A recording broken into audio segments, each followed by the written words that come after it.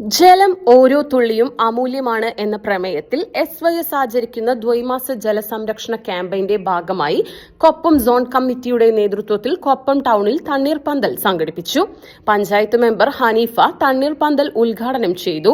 Kerala Muslim Jamaath Koppam zone general secretary Muhammad Kutty Anvari, Basheer Rahmani, Hafiz Usman Musliyar, Abid Saqafi Karinganad, Thahir Saqafi Amayur, Rafeeq Prabhapuram, Shefeeq Saqafi Mappattukara, Shefeeq Thekkumala, Abdussalam Ahsani Koppam, Rafi Bustani, Shihab KT Karinganad, Shafi Vilayur, Hamza അൽ മദനി, ഷെബീർ കരിങ്ങനാട് തുടങ്ങിയവർ പങ്കെടുത്തു.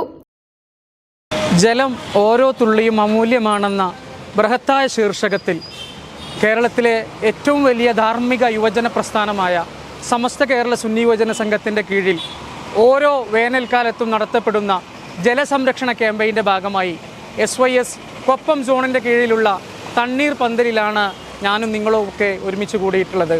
അൽഹംദുലില്ലാ, ഒരുപാട് പേരുടെ അതിശക്തമായ ഈ ചൂടിൽ, പ്രത്യേകിച്ച് നമ്മുടെ കേരളക്കര അതിശക്തമായ ഉഷ്ണത്തിലൂടെയാണ് കടന്നുപോയിക്കൊണ്ടിരിക്കുന്നത്. പ്രത്യേകിച്ച് നമ്മുടെ ജില്ല പാലക്കാട് ജില്ലയിൽ 40 ഡിഗ്രിക്ക് മുകളിലാണ് നമ്മുടെ ചൂടിൻ്റെ തീവ്രത.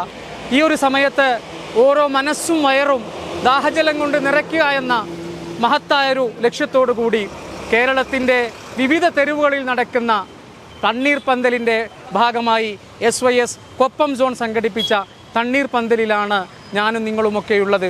നമുക്കറിയാം, ജലം അമൂല്യമാണ്. ഓരോ തുള്ളിയും നാം പാഴാക്കാൻ പാടില്ല.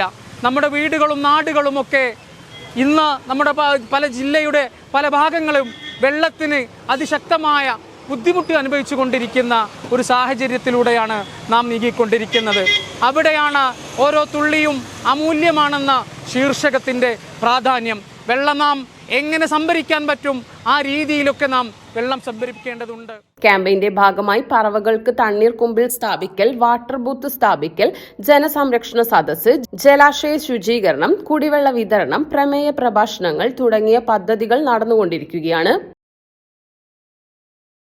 കൊപ്പത്തിന് പൊൻതിളക്കമേകി 2 പതിറ്റാണ്ടിന്റെ പാരമ്പര്യവുമായി ഗ്രാൻഡ് അക്ഷര golden diamonds, Pattambi road, Koppam.